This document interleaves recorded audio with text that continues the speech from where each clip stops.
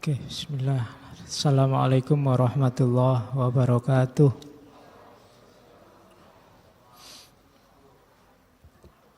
Bismillahirrahmanirrahim. Alhamdulillahi rabbil alamin. Wa bihi nasta'inu ala umurid dunya waddin. Allahumma sholli wa sallim wa barik ala habibina wa syafi'ina sayyidina wa maulana Muhammadin wa ala alihi wa ashabihi wa man tabi'ahum bi ihsanin ila yaumiddin. Amma ba'du. Bismillah, mari kita lanjutkan ngaji filsafat kita. Malam ini kita sampai pada sesi terakhir di bulan kemerdekaan, bulan Agustus. Mulai minggu depan sudah tidak merdeka lagi, sudah mulai kuliah. Sekarang masih merdeka, masih libur. Oke. Di sesi terakhir kemerdekaan kita temui beliau, Bapak Muhammad Hatta. Kita coba gali, kita pancing mungkin ada hikmah apa dari gagasan-gagasan beliau. Ya tentu saja tidak akan bisa komprehensif dalam satu sesi. Paling tidak kita kenal gagasan-gagasan utamanya. Terus kalau tertarik ya monggo didalami sendiri. Syukur-syukur kapan-kapan kita ada waktu untuk memperdalam 1-2 materi yang diangkat oleh Bapak Muhammad Hatta. Oke, jadi kita ya sambil malam ini kan saudara-saudara kita yang di Mekah sedang berduyun-duyun menuju Arafah. Kita juga berduyun-duyun menuju Arafah kita sendiri. Ya. Arafah itu kata dasarnya kan pengetahuan. Maka kita menuju Arafah kita malam ini dengan mengkaji Bapak Muhammad Hatta. Di tengah segala keruwetan bangsa dan negara dan segala kerumitan acara-acara di TV-TV. Kita akan sering galau gara-gara acara di TV. Tapi tidak harus sampai segitunya. Sebesar apapun masalah, masih lebih besar Allah. Nah, kita punya Tuhan, jadi nggak usah sumpek-sumpek. Galau, ya galau nih nggak sampai segitunya. Jadi kita nikmati hidup ini. Tidak usah sampai sepanik itu menghadapi berbagai masalah, apalagi sampai ngambil jalan yang tidak benar. Itu menunjukkan kita tidak percaya bahwa kita tidak percaya pada Allah, kita tidak percaya bahwa kalau Allah menghendaki meskipun tanpa susah payah kita masalah-masalah itu selesai. Maka mungkin yang diperjuangkan teman-teman Sarasen dan kawan-kawan itu ya mungkin jangan-jangan 1-2 misinya baik, tapi jalannya tidak baik. Dan mengambil jalan tidak baik untuk misi yang baik, itu di situ ada indikasi kita tidak terlalu percaya sama Allah. Kalau Allah mau, tidak ada susahnya. Sama kayak mahasiswa nyontek. Mahasiswa nyontek itu kan menunjukkan dia juga tidak terlalu percaya pada Allah. Kalau dia tidak nyontek terus nilainya mesti jelek. Jadi arahnya ke situ. Makanya jalan jelek itu sebenarnya menunjukkan kadar iman kita nggak terlalu bagus. Jadi menunjukkan kita tidak terlalu percaya pada Allah. Sehingga kita merasa pokoknya saya yang harus nyari jalan keluar. Padahal jalan keluar sebagus apapun kalau Allah tidak mengizinkan, tidak menghendaki ya tidak akan jalan. Jadi makanya yuk kita cari jalan yang baik untuk tujuan yang baik. Kalau tidak sukses-sukses, tenang aja. Segala sesuatu tidak ada yang mustahil bagi Allah. Santai aja. Oke. Bismillah, kita awali dari beliau Muhammad Hatta. Muhammad Hatta ini kalau minggu lalu kita Soekarno, kalau pakai bahasanya teman-teman dari Tiongkok, Soekarno itu mungkin orang yang modelnya yang. Kalau Hatta ini kebalikannya, modelnya yin. Tidak se-wow Soekarno. Tapi kalau dipikir agak dalam, agak panjang, Muhammad Hatta gagasan-gagasannya lebih panjang dibandingkan gagasan-gagasan Soekarno. Dan kita butuh dua-duanya. Kita butuh pemimpin-pemimpin yang bertipe yang dan juga butuh pemimpin-pemimpin yang bertipe yin. Kita butuh yang wow, yang dahsyat kayak Soekarno, tapi kita juga butuh yang mantap, yang kalem kayak Pak Hatta. Hari ini kebanyakan politisi kita yang itu ya mesti rame kerjaannya tiap hari. Yang yin jarang. Atau jangan-jangan yang yin terus khawatir kalah. Akhirnya maksain diri jadi yang. Kayak kamu sebenarnya kamu pendiam tapi khawatir dianggap tidak gaul. Terus memaksakan diri biar kayak anak lain yang gaul. Hasilnya malah lucu. Karena tidak pantas. Gayamu pantasnya memang yin, yang kalem. Itu banyak di antara kita yang begitu. Biasanya sarungan kok gawe jin sobek-sobek, itu kan kaku. Kamu sendiri ya kaku. Yang lihat juga tidak enak ngelihatnya. Jadi selami dirimu sendiri, pahami tipemu itu apa. Dan Hatta adalah orang yang teguh sekali dengan prinsipnya, dengan tipenya. Nama aslinya Muhammad Attor sebenarnya. Bukan Hatta, cuma Attar itu kan di lidah orang sana, kelahiran Bukit Tinggi. Manggilnya kan Atta, tidak Attar, enggak fasih kayak orang Arab. Manggilnya Attar itu kan susah. Panggilnya Atta, lama-lama jadi Hatta.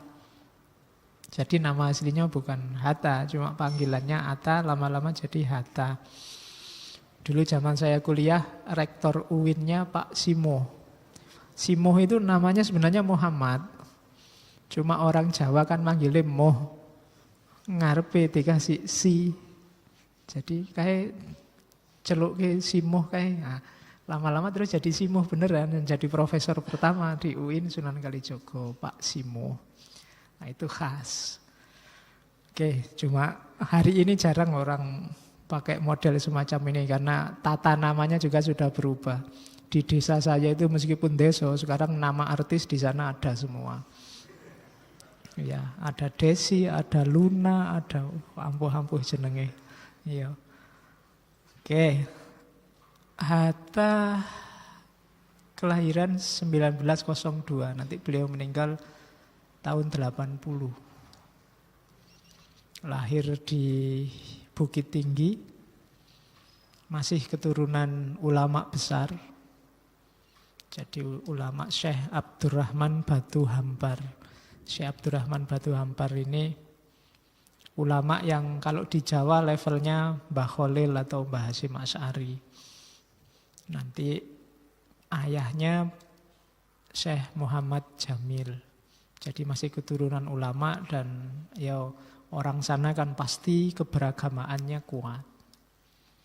Tidak perlu diragukan lagi. Meskipun nanti belakangan karena gagasan-gagasannya beberapa orang menuduh Pak Hatta ini agak sekuler. Meskipun nanti dijawab tidak lewat debat tapi lewat perilaku.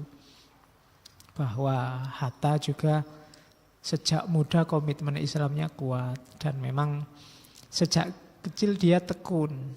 Guru-gurunya ya beberapa pembaharu, Syekh Jamil Jambek, Syekh Ahmad Muhammad dan lain-lain. Jadi tokoh-tokoh ulama besar. Meskipun kemudian umur 19 tahun beliau belajar ke Belanda. Cuma ya sampai umur 19 tahun di Bukit Tinggi menimba ilmu macam-macam, bahkan juga sempat jadi pemain bola, ikut klub. Iya. Yang saya lupa nama klubnya, tapi klub ini jagoan zaman itu di Sumatera sampai juara 3 tahun berturut-turut. Namanya sekitar mungkin Young Fellow apa-apa saya lupa. Jadi dan Hatta ini posisinya kalau hari ini Evan Dimas. Ya, gelandang tengah bagian belakang lebih. Jadi pembangun serangan. Nah, jangan salah ya, berarti Evan Dimas zaman kemerdekaan itu Muhammad Hatta. Pada zaman itu. Tapi terus umur 19 tahun beliau ke Belanda. Di Belanda inilah nanti mulai terasa ilmu-ilmunya. Dan didukung oleh kegemarannya membaca. Saking senangnya membaca, kalau di toko buku, zaman itu Hatta itu, kalau ada buku mahal, dia janjian sama yang punya toko, buku ini tak cicil. Sekian bulan sampai lunas. Nah, itu Hatta. Kalau kita kan lebih banyak pulsa daripada buku. Dan nanti hidupnya nanti kan dia ya karena aktivis pergerakan ditakuti oleh Belanda. Meskipun dia kuliah di Belanda beberapa kali kan harus mengalami pembuangan dan penjara. Yang khas dari Hatta kemana-mana dibuang kemanapun sejauh apapun yang tidak boleh ketinggalan bukunya. Pernah satu ketika sama anak-anaknya mau naik pesawat. Pesawatnya bagasinya kebanyakan, nggak cukup. Termasuk ada beberapa anak angkatnya dari pembuangan itu. Mau naik pesawat kok nggak cukup. Ini disuruh milih, mau bawa bukunya apa anak-anaknya. Dia milih bukunya. Meskipun nanti dimarahi oleh Syahrir. Gimana kok malah anak-anakmu gimana? Akhirnya ya sudah, bukunya tak tinggal anak-anak dibawa. Tapi salah satu anak harus tinggal untuk nunggoni buku-buku itu. Jadi itu Hatta dan sempat diiri oleh Tan Malaka karena Tan Malaka putar-putar kemana-mana kesulitan nyari buku. Kalau Hatta bukunya dibawa. Konon ceritanya kemana-mana paling tidak ada 16 peti besar buku yang dia bawa. Bayangkan 16 peti besar nanti dia pulang dari Belanda terus diasingkan ke Ndikul. Dari Ndikul ke Banda Neira. Setelah itu balik lagi ke Jakarta. Setelah itu diasingkan lagi ke Bangka. Itu ya usung-usung buku. Sampai meninggal beliau mewariskan sekitar 30.000 lebih judul buku. Makanya semangat membacanya harus kita teladani. Orangnya serius, tekun, lebih asik sama ilmunya, sama aktivisnya, kawinnya telat. Bandingkan sama Soekarno. Ya. Soekarno sejak di Surabaya sudah nikah sama anaknya Cokro Aminoto. Tapi kalau Hatta telat. Bahkan waktu disuruh kawin sama teman-teman pergerakannya, semboyannya satu, saya tidak akan kawin sebelum Indonesia merdeka. Nah, itu Hatta. Ya, makanya coba ya tidak usah ditiru kamu. Saya tidak akan kawin sebelum Indonesia juara SEA Games apa sebelum ya tidak kawin-kawin kamu nanti. Kalau Hatta beneran, bahkan sampai selesai merdeka pun dia tidak kawin-kawin. Sampai bulan November itu dipaksa oleh Soekarno untuk kawin. Umurnya 43 tahun waktu menikah. Jadi sudah tua, nanti menikahi Bu Rahmi. Bu Rahmi saat itu umur 19 tahun. Ya. Jadi yang ngelamar kan Soekarno. Jadi memang orangnya lurus, serius. Kalau sama perempuan takut. Bahkan dia marah sekali sama Soekarno waktu Soekarno nikah lagi. Jadi menikah sama Ibu Hartini kalau tidak salah itu. Kalau di istana yang dia anggap istrinya Soekarno cuma Fatmawati. Sama ibu-ibu yang lain dia nyapa aja enggak. Kalau ada istri-istrinya Soekarno yang lain dia minggir. Itu Hatta. Jadi orangnya lurus, tekun, tidak macem-macem, tapi ditakuti. Oke, malam ini kita lihat gagasan-gagasannya. Pengaruhnya kita rasakan sampai hari ini. Banyak pasal-pasal di Undang-Undang Dasar 45 itu usulannya Hatta. Oke, bismillah, kita mulai. Riwayat hidupnya, cerita-ceritanya, yo monggo dilihat, buku-buku banyak yang membahas. Hidupnya memang sangat sederhana. Di akhir-akhir hidupnya malah kabarnya yo dia kesulitan bayar air pam aja dia kesulitan. Punya cita-cita beli sepatu yang agak mahal sampai meninggal tidak keturutan. Itu Hatta. Kalau habis kunjungan ke luar negeri, itu ajudannya suruh nyatet habisnya keperluannya berapa. Sisanya suruh ngembaliin lagi ke negara. Jadi pokoknya at cost, butuh berapa, menghabiskan berapa, meskipun sangunya besar dari negara, sisanya semuanya suruh mengembalikan ke negara. Pernah naik haji sama istrinya, sama adiknya, oleh Soekarno ditawari, sudahlah kamu pakai pesawat kepresidenan, gratis, enggak mau. Dia maunya sudah kayak yang lain, pakai biaya sendiri. Jadi terbiasa hidup sederhana. Menikahnya sama Ibu Rahmi itu mas kawinnya buku. Ya, dia nulis buku yang kalian baca tiap hari itu, Alam Pikiran Yunani. Itu sebenarnya materi kursus waktu dia dibuang di Indigul. Nah, materi-materi kursus itu terus dijilid jadi buku dan itulah nanti yang dijadikan maharnya, mas kawinnya. Jadi kalian boleh niru kalau merasa wah pengen kawin tapi tidak punya biaya untuk mahar, kamu nulis buku. Lebih monumental kan karya sebagai mas kawin. Nah, sekarang kan kamu cukup pakai sajadah sama rukuh wis iso dienggo nikah. Neng itu tidak tahan lama. Kalau buku tahan lama. Sampai hari ini Alam Pikiran Yunani itu kan masih kita baca. Dan itu mas kawin. Lebih monumental. Oke, bismillah. Kita lihat gagasan-gagasan beliau. Masih sangat banyak yang relevan. Itu kalimat yang saya suka. Dari Bung Hatta. Jatuh bangunnya negara ini sangat tergantung dari bangsa ini sendiri. Makin pudar persatuan dan kepedulian, Indonesia hanyalah sekedar nama dan gambar seuntaian pulau di peta. Hari ini ada gejala kita semakin tidak bersatu dan semakin tidak peduli dengan yang lain. Pinginnya kita sendiri yang enak, kita sendiri yang sukses, kita sendiri yang jaya. Maka tunggulah sebentar lagi Indonesia akan hanya tinggal nama dan gambar pulau yang jejer-jejer. Jangan mengharapkan bangsa lain respek terhadap bangsa ini. Bila kita sendiri gemar memperdaya sesama saudara sebangsa. Merusak dan mencuri kekayaan Ibu Pertiwi. Ini kalimat-kalimat yang sampai hari ini kalau kalian baca bolak-balik masih nyambung. Hari ini penyakit paling besar kita adalah tidak kompak, saling menjatuhkan. Jangan mimpi untuk bisa unggul dari bangsa lain. Jangan mimpi bahkan untuk dihargai saja. Kalau kita sendiri saling gegeran. Tidak usah sambat kenapa SEA Games kita kok kalahnya banyak. Wong kamu tidak kompak. Kita tidak saling mendukung.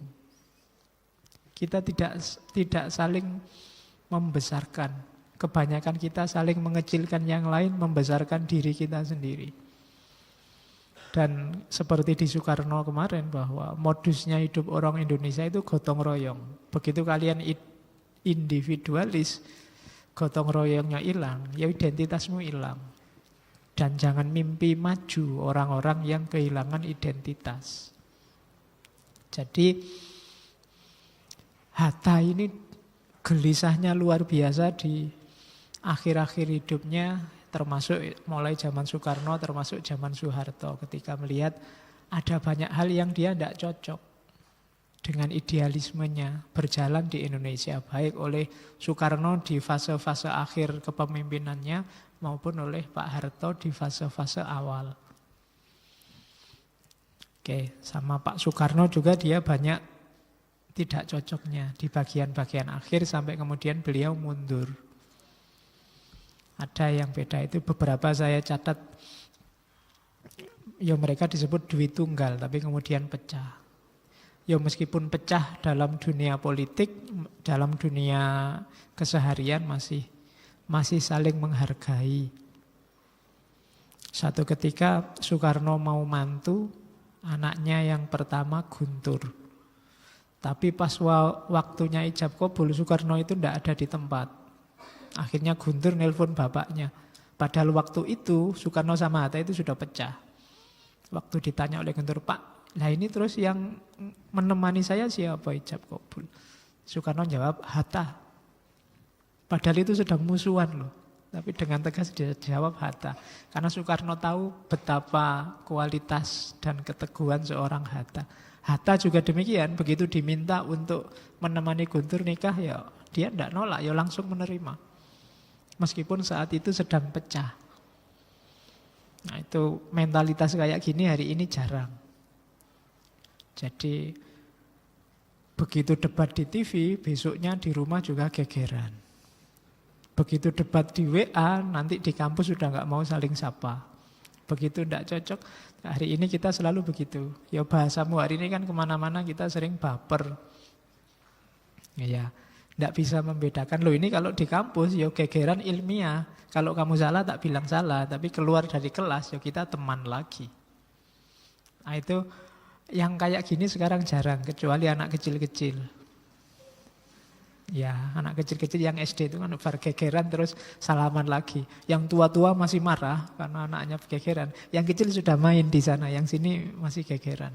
Itu anak kecil. Jadi kita juga harus belajar dari anak kecil-kecil itu. Ya memang hidup ini beda-beda cara orang menanggapinya. Maka cara berpikir, cara berperilaku juga beda-beda. Kalau kita tidak bisa mengelola perbedaan itu, ya nikmatilah kekacauan. Katanya Soekarno waktu diwawancara Cindy Adam, Pak Karno kok sampean pisah sama Hatta? Alasannya apa? Katanya Soekarno, saya ini unitaris, kalau Hatta federalis. Karena memang Soekarno maunya Indonesia itu full jadi satu secara organisasi. Kalau Pak Hatta mandirilah masing-masing wilayah. Kalau hari ini federalis itu tidak persis kayak Amerika apa Uni Soviet zaman dulu. Maunya Hatta federalis itu kayak hari ini otonomi yang agak luas. Kalau Soekarno enggak, maunya tersentral. Semuanya terunit jadi satu. Ini juga agak debat. Terus Hatta juga enggak cocok sama Soekarno. Soekarno gaya kepemimpinannya mengandalkan karisma. Individu. Kayak dulu kita pernah ngaji karisma, masyarakat dia datang langsung ke masyarakat mengandalkan karismanya. Ya kalau Soekarno punya karisma luar biasa, tapi dalam analisisnya Hatta, struktur kepemimpinan semacam ini akan riskan kalau karisma per individu ini hilang. Orang yang dituakan, orang yang dianukan hilang, itu wassalam. Kalau Hatta tidak begitu. Jadi kita harus punya banyak kader, jangan mengandalkan sosok, jangan mengandalkan orang. Jadi negara ini jangan disandarkan pada satu orang, karena nanti jatuhnya tiran, jatuhnya despotik. Nah ini sudah debat, gayanya beda. Kalau Soekarno persatuan itu persatuan secara organisasi, semuanya harus jadi satu. Makanya Soekarno bahkan punya gagasan agama, nasionalisme, komunisme dijadiin satu, namanya Nasakom. Kalau Hatta tidak begitu, persatuan itu bukan persatuan organisasi, tapi persatuan visi. Monggo semua dengan gayanya masing-masing, tapi semuanya punya visi untuk makmur bersama, maju bersama. Gayanya ya cocokkan dengan karakter organisasi, karakter wilayah masing-masing. Kalau katanya Hatta, Soekarno itu bukan persatuan, tapi persatean. Kritiknya, keras yang kritiknya. Tidak apa-apa, wong ilmiah. Jadi apa yang dikatakan persatuan sebenarnya tak lain dari persatean. Kita kan besok lusa sudah mulai main persatean. Ya, katanya Katanya Hatta, daging kerbau, daging sapi, daging kambing disate jadi satu. Persatuan segala golongan ini sama artinya dengan mengorbankan asas masing-masing. Tidak akan maju. Kambing, sapi, kerbau itu gayanya sendiri-sendiri, rasanya juga beda-beda. Kalau dipaket, disuruh seragam, tidak bisa. Jadinya tidak enak.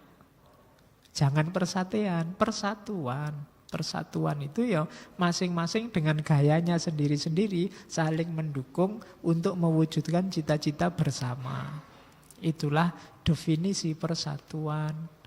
Yang orang Jawa ya kayak khasnya orang Jawa, yang Madura kayak Madura, yang Sumatera kayak Sumatera. Gayamu masing-masing hidupkanlah untuk menuju tujuan kita bersama sebagai orang Indonesia. Itu baru persatuan, bukan persatean. Itu kritiknya pada Soekarno. Jadi Soekarno yang kita bahas kemarin-kemarin yang luar biasa, ternyata juga ada kelemahannya. Ya mana sih manusia yang tidak ada kelemahannya. Kalau Soekarno sukanya persatuan, azas tunggal, partai tidak usah banyak-banyak, pokoknya semua manut saya saja. Itu demokrasi terpimpin. Kalau Hatta tidak begitu, partai boleh sebanyak-banyaknya. Silahkan punya aspirasi, semua yang punya aspirasi di jalurnya masing-masing. Asal visinya sama. Nah, kalau Soekarno kan tidak. Itu jadi bahkan nanti Hatta di beberapa bukunya mengkritik model yang dijalankan Soekarno itu bisa jadi ambruk, bisa jadi hancur sebelum Soekarnonya sendiri hancur. Karena terlalu bertumpu pada satu orang. Semuanya mau diseragamkan. Yang jelas-jelas jalurnya sendiri-sendiri, misalnya komunisme, Islam, nasionalisme, sama Soekarno kan maunya dimix jadi satu. Oh, itu agak susah.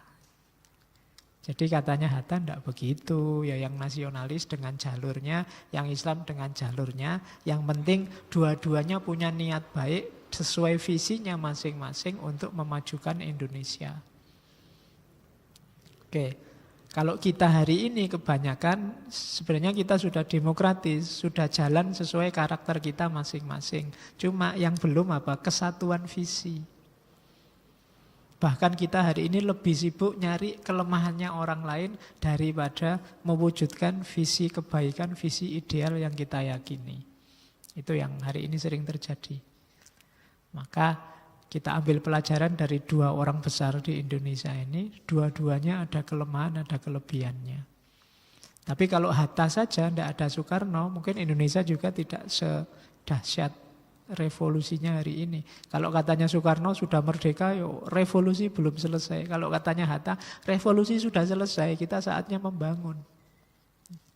Dua tipe yang berbeda. Nah, saya tidak tahu kalian lebih cocok kemana. Enak didengar, enak dilihat Soekarno. Tapi untuk jangka panjang mungkin gagasan-gagasannya Hatta lebih visioner, lebih bisa hidup. Itu gayanya masing-masing. Kita tinggal mengambil hikmah dan pelajaran. Terus, ini juga khas, mungkin beda sama yang kita pahami. Katanya Hatta tentang kebangsaan. Yang disebut bangsa Indonesia itu apa dan siapa sih? Bangsa Indonesia itu siapa saja yang insaf dalam persekutuan. Insaf itu maksudnya sadar, bukan habis salah terus insaf. Kalimatnya Bung Hatta zaman dulu kan begitu. Kita yang sadar bahwa kita ini ada di wilayah yang sama, punya nasib dan tujuan yang sama. Kalau satu jatuh, saya juga jatuh. Jadi karena kita hidup bareng-bareng, seperuntungan, malang sama diterima, mujur sama didapat. Karena itu kesadaran, maka dia tertanam dalam hati dan otak.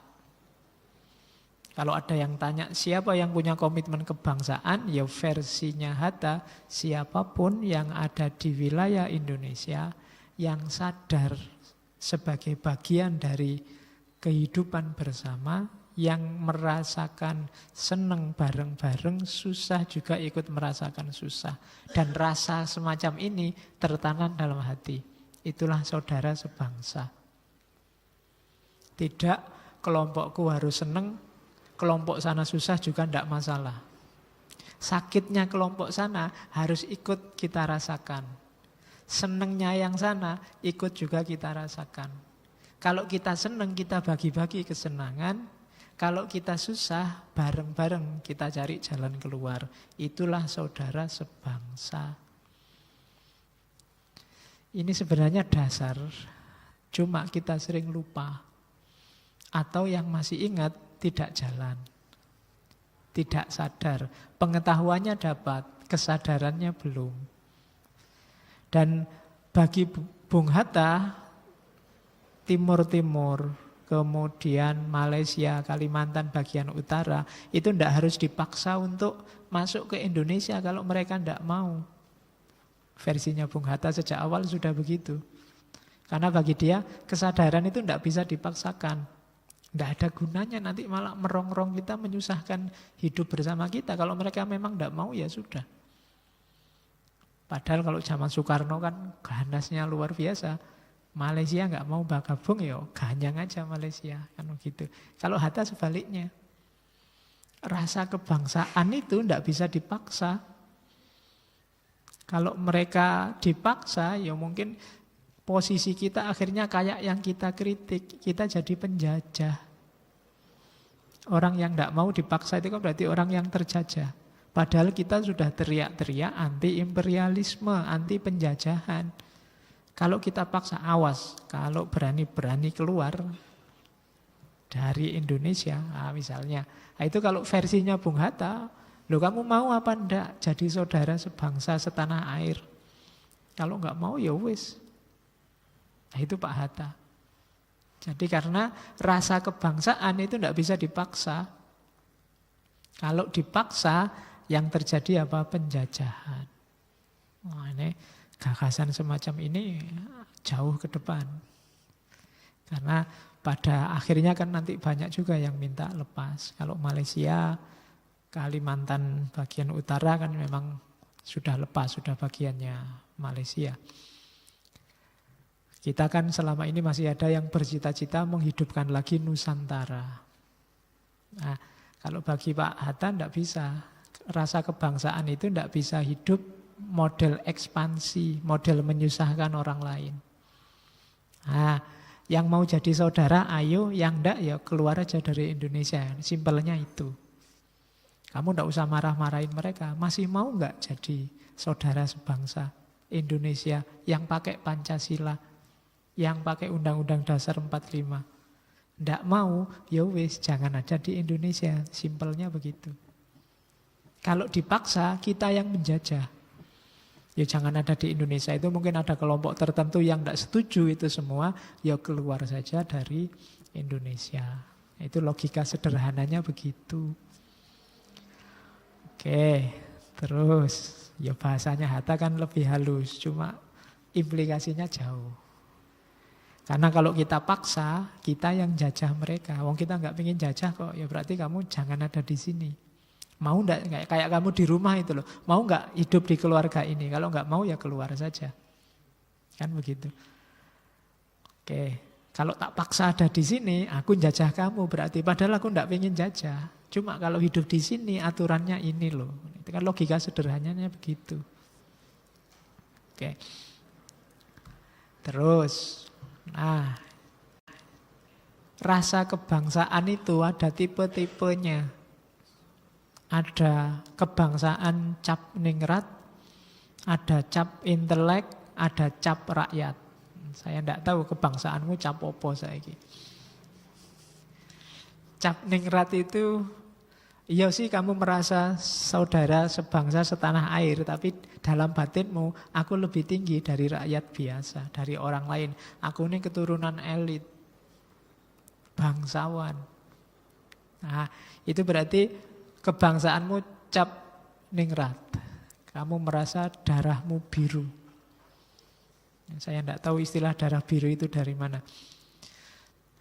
Di luar negeri kamu ngomong my blood is blue, bingung orang luar negeri. Oh, apa my blood is blue itu? Darahku biru gitu. Mana orang barat ngerti ini darah merah atau darah putih. Nah, itu kebangsaan Capningrat. Kalau Hatta jelas tidak suka orang-orang yang kebangsaan, cuma gayane gaya ningrat. Merasa lebih besar, merasa akulah yang punya hak untuk jadi pemerintah. Akulah yang punya hak untuk mengelola Indonesia ini. Aku keturunannya mau coba itu Lusian misalnya. Aku itu masih ada darah, itu misalnya. Itu Capningrat. Merasa dirinya besar. Merasa dirinya bukan orang biasa. Nah, itu banyak. Salah satu yang dikritik oleh Bung Hatta. Orang-orang yang merasa dirinya elit. Ya siapapun, ya kalau zaman dulu kelompok feodal, kelompok-kelompok bangsawan. Kalau hari ini ya elit itu bisa yang sekarang menjabat misalnya merasa loh aku itu elit. Aku itu lebih tinggi dari rakyat yang manapun. Wong aku itu wakilnya rakyat. Misalnya, nah itu gaya ningrat. Seolah-olah jasaku loh yang paling besar di Indonesia ini. Kalau ndak ada aku, ndak ada kelompokku, ndak ada grupku, nah itu kebangsaan Capningrat. Ini tidak Indonesia. Yang kedua, kebangsaan Cap Intelek. Nah, ini kebanyakan kita, orang yang ada di jalur ilmu. Kebangsaan Cap Intelek itu gawenane tutur-tutur terus, gawenane nesu-nesu, ngeritik-ngeritik, pokoknya ndak aku ape salah kabeh, sing bener aku. Cap Intelek. Analisisnya ndaki-ndaki wis kuwabe, pokoknya versi komentator itu kebangsaan Cap Intelek. Bal-balan ndak bisa tapi kuwabe dikomentari. Jadi kalau main sendiri sepak bola dia jungkir balik, tapi kalau ngomentari dia lebih canggih daripada Ronaldo, Messi dan kawan-kawan. Koyo ngerti-ngerti, wah harusnya tadi yang diturunkan, wah harusnya tadi strateginya. Kayak bisa-bisa nyekel klub beneran ya jungkir balik. Cap Intelek, semuanya dikritik. Semuanya ndak ada yang benar, itu Cap Intelek. Yang benar cuma aku. Pikiranku itu loh yang unggul. Makanya kamu sekolah kayak aku. Harus sampai doktor gelarmu. Wah, Cap Intelek. Jadi termasuk orang-orang yang mikirin jelimet. Jadi rakyat itu wong iki ngomong apa, itu ndak paham. Kita yang ndak sekolah disuruh memahami dia yang sekolah sampai tinggi. Itu Cap Intelek. Dia jadi menara gading. Jadi harusnya kan dia yang pinter sudah dibayari negara banyak, harusnya dia yang bikin kita tercerahkan. Kewalik, malah kita yang bingung memahami pikiran-pikirannya. Nah itu kebangsaan Cap Intelek. Kalian juga begitu, jangan sampai bikin orang susah dengan ilmumu, dengan pengetahuanmu. Ya kalian mahasiswa, pengetahuanmu pasti sudah tinggi lah. Di kampung mungkin kamu bisa jaya lah. Cuma ya ceramah ndak usah pakai tema Sokrates, Aristoteles, Plato. Ya sake masjidmu. Nanti kamu ceramah di masjid teorinya materialisme dialektisnya Karl Marx itu wis. Khotbah Jumat bingung nanti. Nah itu Cap Intelek. Kalimat-kalimat bikin sesederhana mungkin gimana caranya orang paham. Visinya untuk level rakyat, kerakyatan. Kita harus ada di wilayah yang ketiga, kebangsaan Cap Rakyat. Yang ada di pikiran kita jangan elit-elit yang sudah luar biasa, sudah sukses, sudah jaya, ada di atas. Tapi rakyat. Rakyat yang sebenarnya. Bukan cuma atas nama rakyat atau kata-kata rakyat dimanipulasi untuk kepentingan intelek atau kepentingan ningrat. Rakyat yang sebenarnya butuh apa? Jadi itulah kebangsaan Indonesia yang sejati, kebangsaan Cap Rakyat. Yang ada di pikiran kita itu rakyat. Bukan gimana ya caranya presiden itu biar sukses pemerintahnya, bukan itu. Tapi gimana caranya bareng-bareng biar kita orang se-Indonesia ini, rakyat ini bisa makmur. Nah itu kebangsaan Cap Rakyat. Ya salah satu jalannya ya pemerintahan, maka pemerintahan harus bagus. Tapi jangan fokus pada yang ningrat maupun yang intelek.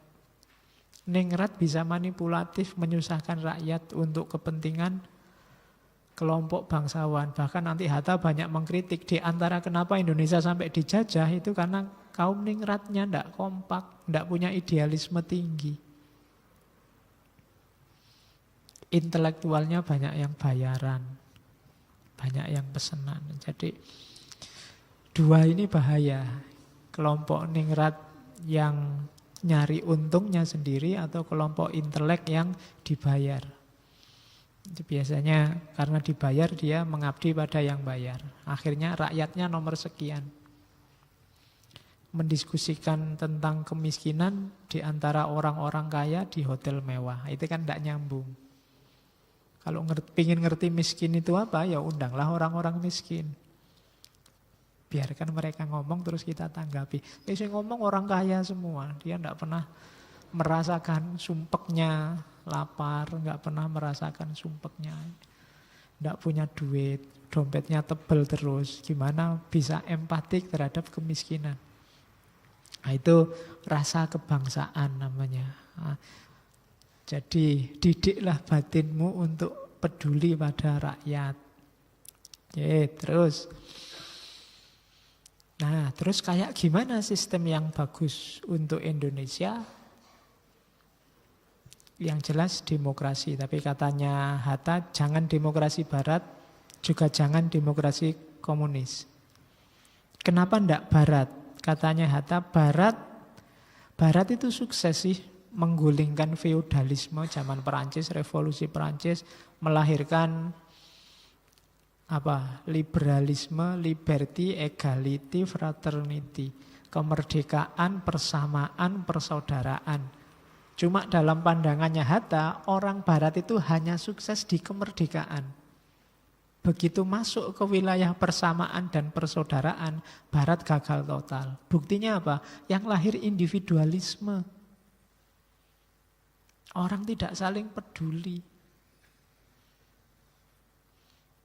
Saya pernah 1 bulan di Singapura, itu ya belum barat-barat beneran. Itu sama tonggoku kamar sebelah ini, dia sama-sama 1 bulan di situ. Kenal aja ndak? Masuk lift ya, paling sama berdiri gini, lirik-lirikan aja. Paling ketemu, hai juga. Sakulan loh itu, namanya aja saya ndak ngerti. Individualisme, yang penting kamu ndak ganggu aku aman, tapi awas nyenggol dikit kan gitu. Itu kan individualis. Jadi asal hidupku terjamin beres ya urusanmu, urusanku. Itu gaya barat. Jadi kamu bisa kos nanti di barat mungkin 2 tahun, 3 tahun sama teman kosmu ini nggak ngerti. Bandingkan sama kita di Indonesia. 1 kamar bisa 3 orang. Itu pun tidurnya bisa di kamar sana, di kamar sini, sakarepmu wis. Itu tidak akan ketemu kalau di barat. Kalau di barat misalnya kemalaman di jalan dia bisa tidur di taman. Kayak kemarin Arnold itu kan sampai tidurnya di taman kota. Kalau di Indonesia gampang. Kamu bisa kemana saja, teman dimanapun bisa didodok anytime. Masjid 24 jam. Teman ngobrol di mana-mana ada. Ya kan? Di barat sukses memodernkan diri, tapi jatuhnya individualisme. Dan itu sangat tidak Indonesia, tidak mungkin Indonesia begitu. Karakter kita bukan karakter yang cuek sama orang lain. Ya meskipun kadang-kadang kebablasan. Usilnya luar biasa sama saudaranya sendiri. Tapi itu Indonesia. Ya butuh rem dikit-dikit, tapi yang jelas kalau individualis tidak cocok. Mementingkan diri sendiri tidak cocok. Bukan karakter kita. Kemudian barat juga, kedaulatan rakyat di barat, demokrasi di barat itu hanya demokrasi politik. Karena dunia ekonominya sangat individualistik, kapitalistik. Demokrasi politik itu ya kamu bisa milih, kamu bisa protes menteri, kamu bisa demo, itu cuma demokrasi politik. Di dunia ekonomi tidak ada demokrasi. Penguasanya orang per orang, penguasanya lembaga per lembaga. Yang minoritas ekonomi ya habis-habisan dia ditindas oleh yang kuat secara ekonomi. Negara nggak boleh banyak-banyak ikut campur selama lembaga-lembaga ekonomi ini sesuai dengan aturan minimal yang dibikin oleh negara. Jadi orang bisa kaya dan semakin kaya nggak masalah. Meskipun tetangganya semakin miskin, asal orang ini nggak melanggar undang-undang yang dibikin oleh negara. Itu di barat. Jadi katanya berdaulat, tapi tidak bisa rakyatnya berdaulat. Wong secara ekonomi dia terrepresi. Kedaulatannya hanya ada di dunia politik ketika milih, memimpin, komplain, demo, cuma itu aja. Kamu merasa sudah demokrasi kan kalau sudah demo. Demokrasi ini Pak, demo. Padahal katanya Hatta belum. Itu cuma dunia politik. Jadi demokrasi itu ketika kesempatan ekonomi, ketika dunia ekonomi juga sifatnya demokratis. Jadi tidak ada monopoli, tidak ada penindasan, tidak ada penganak emasan. Mentang-mentang dia kaya, pajaknya paling besar, terus dianak emaskan. Kita yang pajaknya kecil kadang-kadang ngutang, terus dianak tirikan misalnya. Nah, itu berarti tidak demokrasi ekonominya, dikuasai oleh minoritas orang tertentu. Modalnya juga muternya di situ-situ saja. Ditandingkan kayak apapun, supermarket, hipermarket akan menang kalau melawan pasar tradisional. Itu kalau dibiarkan tanding 1 lawan 1, ya kalah. Sama kayak kamu tanding lawan Mike Tyson, ya mesti kalah. Itu kayak PSS melawan Barcelona. Ya enggak level memang, maka negara harus turun tangan. Biar levelnya sama baru tanding. Kalau levelnya belum sama ditandingkan, ya yang lemah akan habis-habisan ditindas. Berarti apa? Rakyat belum berdaulat di bidang ekonomi. Itu yang terjadi di barat. Di barat itu yang miskin, ya miskin keleleran tidak masalah. Banyak. Tapi yang kaya juga luar biasa, ekspansi kemana-mana. Dan sangat demokratis, cuma secara politik, secara ekonomi tidak. Nah itu kritiknya Bung Hatta pada demokrasi barat.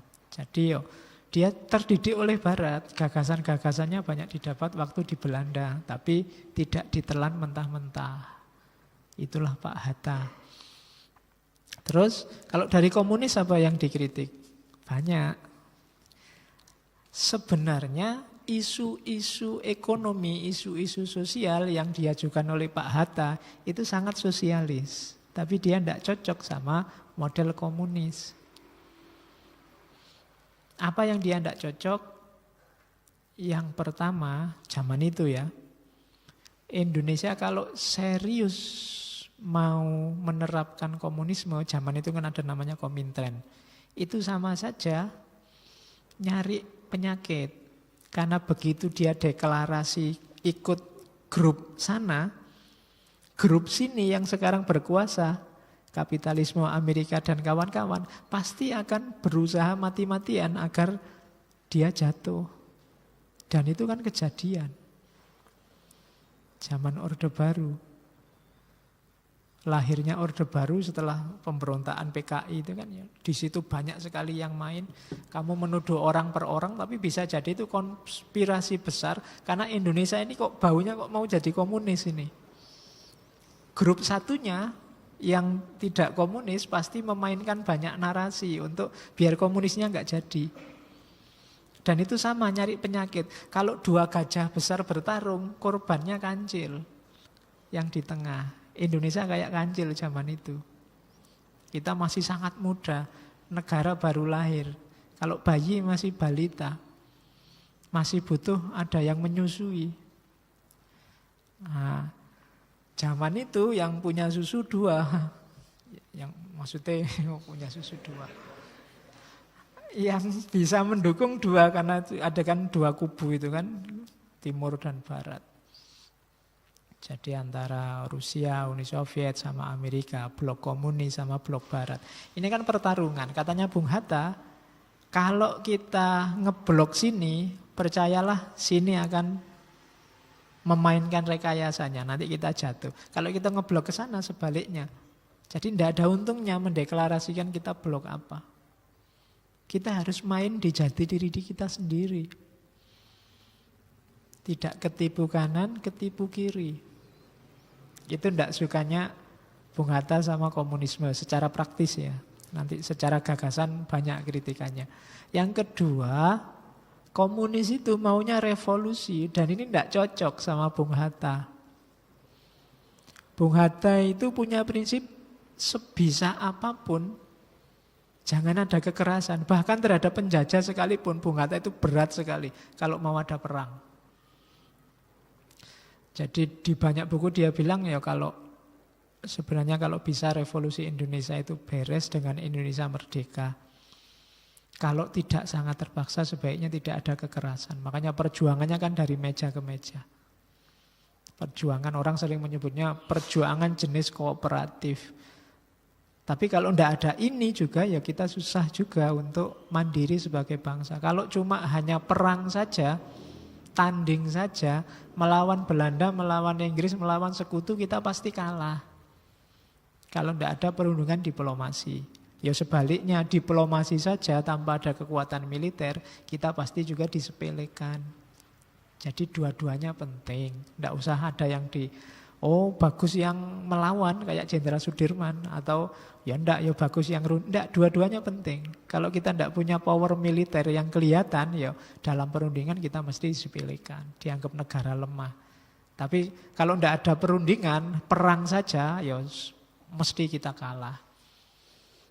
10 November, heroik luar biasa kan. Semua orang tanding cuma pakai bambu runcing, tapi kan akhirnya ya kalah. Jadi kalau tanding ya kita mesti kalah secara militer. Ya, meskipun orang Indonesia punya keris, punya santet, punya pesugihan, tetap kalah pada akhirnya. Itu secara militer. Maka perlu imbangan dari dunia kooperatif, perlu ada lobby-lobby, perlu ada perundingan-perundingan. Itulah yang dijalankan oleh Bung Hatta. Jadi persepsi kita tentang pahlawan itu bukan cuma orang yang tanding ngangkat pedang, ngangkat bambu runcing. Tapi mereka-mereka yang dari meja ke meja juga bertanding luar biasa untuk kemerdekaan Indonesia. Ya termasuk Soekarno, Hatta, Syahrir dan kawan-kawan. Oke, jadi yang kedua itu Bung Karno nggak terlalu suka model revolusi. Apalagi nanti revolusinya komunis itu kan melahirkan diktatorship. Kan nanti ada fase namanya diktator proletariat.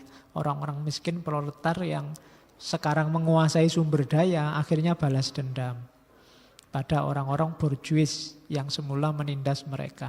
Itu fase diktatorship katanya Karl Marx, itu normal. Orang yang habis dipukuli sekarang punya kekuatan untuk mukuli, pasti mukul mereka.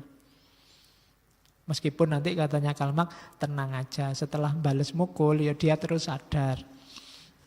Kasihan ya tak pukuli kemarin saya sakit, sekarang dia mesti sakit. Yuk sekarang bikin masyarakat tanpa kelas, kan itu ramalannya Karl Marx.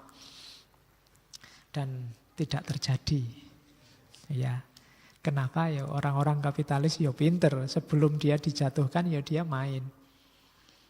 Sehingga orang-orang proletar yang mau menjatuhkan borjuis, mau mukuli borjuis, akhirnya saling pukul-pukulan sesama mereka sendiri. Borjuisnya jadi penonton. Kenapa? Mereka punya modal, punya kapital. Ya kan? Ya kayak hari ini kan demo kubu A, demo kubu B, itu kan berarti kuncinya tidak pada idealismenya, tapi yang kuat bayari. Jadi orang-orang borjuis tetap menang. Oke, itu kedua. Jadi enggak, jangan revolusi deh. Evolusi aja. Pelan-pelan kita ambil kekuasaan dari penjajah. Kemudian yang ketiga, yang keempat. Komunis berjuang berdasarkan teori perjuangan kelas. Ini yang tidak disukai oleh Hatta. Begitu di kepala kita ada kelas-kelas, saat itu juga gambaran kita tentang persatuan runtuh. Begitu kita punya persepsi, aku ini orang kelas tinggi loh, dia orang rendah. Atau sebaliknya, aku ini rakyat biasa, dia borjuis yang harus dijatuhkan. Itu alamat gagasan persatuan dan kesatuan, kesamaan visi tadi, cita-cita bersama, rasa senasib pasti hilang.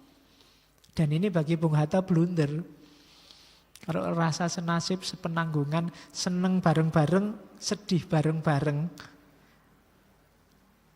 yang kayak gini ini ndak ada ya, kita ndak akan bisa jadi bangsa. Sementara jalurnya komunis itu, yang model Marx itu kan pertama-tama melihat bahwa masyarakat ini ada kelas-kelas.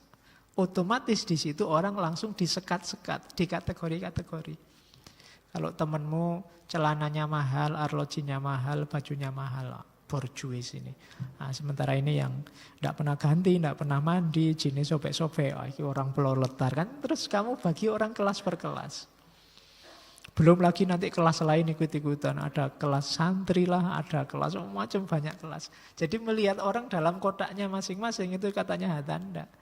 Perjuangan yang diawali dari perpecahan akan susah melahirkan persatuan. Jadi yuk kita bareng-bareng. Jadi makanya Nabi bilang kan unsur ahoka zoliman au madluman. Itu ya bareng-bareng, kalau ada perilaku yang tidak beres, semuanya harus dibereskan. Baik yang dizolimi maupun yang menzolimi. Karena kita satu level. Tidak ada hubungannya sama kelas-kelas. Semuanya kita dukung dengan cara mendukung yang berbeda. Kalau orang baik, kita dukung agar dia melanjutkan kebaikannya. Kalau orang jelek, kita dukung agar kejelekannya dihentikan. Kan itu. Tapi tetap kita ada di kotak yang sama. Itu yang ada di pikirannya Bung Hatta. Ya, jadi makanya dia Indonesia tidak cocok model komunis. Meskipun di beberapa aspek butuh visinya orang-orang sosialis. Karena sebagaimana mulai Cokro Aminoto kemarin kan, sosialisme itu sebenarnya watak dasar orang-orang timur. Meskipun tidak harus ekstrim radikal jadi komunisme. Karena beberapa kali di Indonesia dicobakan model komunisme gagal. Kenapa? Karena dalam komunisme ada, seperti katanya Bung Hatta, ada aspek revolusi. Dan ini tidak cocok sama kita. Ada aspek pecah belah lewat persepsi kelas, itu juga tidak cocok sama kita. Makanya PKI, Partai Komunis di Indonesia, di level tertentu jaya, tapi ketika dia mulai bergerak dengan ideologinya, biasanya terus gagal. Banyak orang resisten, banyak orang tidak cocok. Itu kritiknya komunisme. Oke, yuk kita pahami apa adanya. Seperti inilah kritiknya komunisme. Maka katanya Bung Hatta, Indonesia itu yang cocok ya demokrasi versinya Indonesia. Kayak gimana demokrasi versinya Indonesia? Ada 3 aspek dari 3 sumber. Yang pertama sosialisme, yang kedua Islam, yang ketiga kolektivitas. Sosialisme itu dalam aspek kesetaraan dan peri kemanusiaan, Islam dalam aspek ketuhanan, kebenaran, keadilan, kolektivisme dalam kebersamaan. Indonesia harus tegak di atas 3 pilar ini. Kita harus fokus, kita sama-sama manusia, levelnya sama. Itu kan visi besarnya sosialisme, egaliter. Kita tidak terpecah hanya gara-gara kelas, hanya gara-gara kekayaan, hanya gara-gara jabatan. Hidup ini perbedaannya karena fungsi, bukan karena hierarki. Saya sekarang ngajar kalian yang mendengarkan, itu bukan saya di atas kalian di bawah. Kita ini sejajar, hanya fungsi yang dimainkan beda. Saya main sebagai yang ngomong, kalian main sebagai yang mendengarkan. Kan cuma itu saja. Tidak jaminan loh aku lebih tinggi dan kalian lebih rendah. Jadi cara berpikirnya sosialis itu begitu. Tidak hierarkis, tapi egaliter. Kita bedanya cuma beda fungsi. Tidak beda secara hierarkis, bukan atas bawah. Tapi sejajar. Kalau IPA itu sifatnya seri. Jadi jejer. Nah, melihat orang lain juga begitu. Jangan melihat dia tinggi atau rendah, tapi lihatlah fungsi yang dia mainkan apa. Ingatkan kalau dia tidak memainkan fungsinya dengan baik. Harusnya kamu tugasnya mendengarkan, tapi kok malah ngomong sendiri di kelas misalnya. Oh itu kamu tidak memainkan fungsimu dengan baik. Harusnya saya di sini ngajar, tapi saya kok diem aja. Lah terus piye? Ngajar meneng wae ning kene. Mari kita renungi. Ayo wis. Ora sida pengajian. Jadi ndak pahami fungsimu, mainkan. Kalau dalam agama itulah tanggung jawab khalifah. Itulah kullukum mas'ulun an ra'iyati. Fungsimu apa di muka bumi ini? Fungsimu apa di masjid ini? Fungsimu apa di rumahmu, di kamar kosmu? Jadi kamu manusia yang berperan sebagai apa? Kamu manusia yang mendapat amanah untuk melakukan apa? Nah, pergaulan sesama manusia itu pergaulan yang setara dalam fungsinya masing-masing. Itulah yang disasar oleh sosialisme. Yang kebetulan teori ini berkembang di barat. Maka istilahnya Hatta sosialisme barat. Ada di kita, tidak masalah. Yang kedua, ajaran Islam. Ini di antara komitmennya Hatta pada Islam. Hampir semua tokoh yang kita kaji kemarin memberikan porsi pada Islam. Jadi nggak usah khawatir. Mereka tidak cocok sama Islam. Bahkan nanti beberapa tokoh komunis itu kiai. Ada beberapa tokoh komunis yang kiai. Oke, jadi karena ada jadi Islam sama komunis itu tidak sama sekali beda, juga tidak sama sekali sama. Kalau diagram itu diagram Venn. Ada irisan-irisan yang sama. Meskipun dalam banyak hal berbeda. Jadi bagi Hatta, Islam itu diambil aspek ketuhanannya, kebenarannya, keadilannya. Agama sangat canggih kalau main di tiga peran ini. Jadi aspek kebenaran. Kebenaran yang paling mantap itu kebenarannya agama. Karena dasarnya bukan logik, tapi dasarnya percaya atau tidak percaya. Kalau kamu sudah percaya, dikasih argumen bantahan apapun susah. Kalau sudah tidak percaya, dikasih dalil apapun juga susah. Jadi mantap.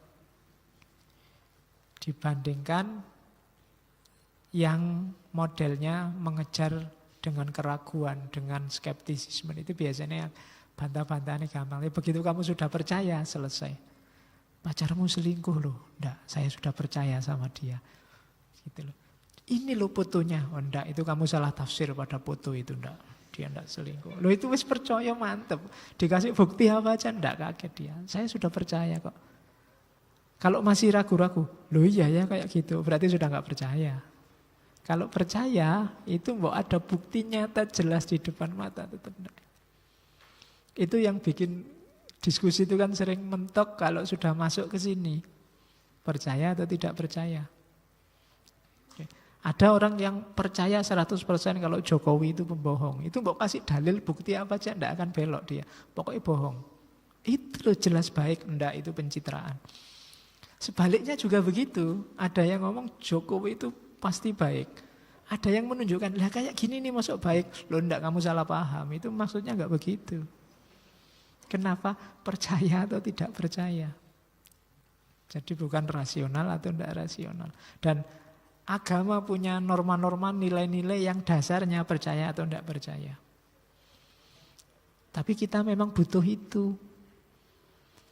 Kalau hidup kita tidak ada prinsip-prinsip yang kita percayai, kita tidak bisa hidup. Kamu percaya tidak kalau setelah minum hausmu hilang? Kan kamu percaya, maka kamu tiap hari minum. Saya juga, karena saya percaya kalau sudah minum hausnya hilang, akhirnya saya minum. Bismillah.